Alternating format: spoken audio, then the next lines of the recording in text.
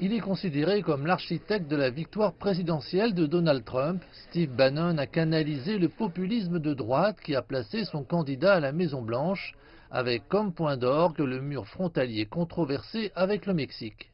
Le mur est au centre, le mur est totémique, le mur est indiscutablement au centre de son programme.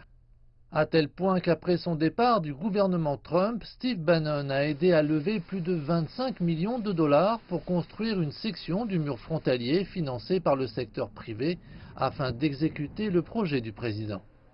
Maintenant, Steve Bannon et trois autres personnes liées à la campagne Nous construisons le mur sont accusés d'avoir détourné des dons.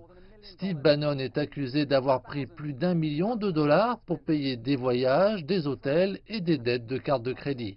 Selon le ministère de la Justice, les accusés se seraient livrés à des fraudes en déformant la véritable utilisation des fonds versés. Non seulement ils ont menti aux donateurs, mais ils ont comploté pour cacher leur détournement de fonds en créant des factures et des comptes factices pour blanchir les dons et couvrir leurs délits.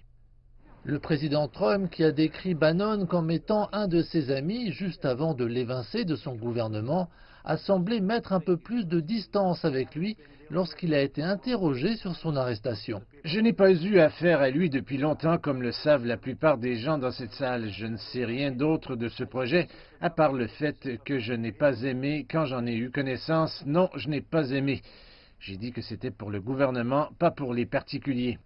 Steve Bannon et les autres inculpés sont tous accusés de complot en vue de commettre une fraude électronique et de complot en vue de commettre du blanchiment d'argent, des délits passibles de 40 ans de prison.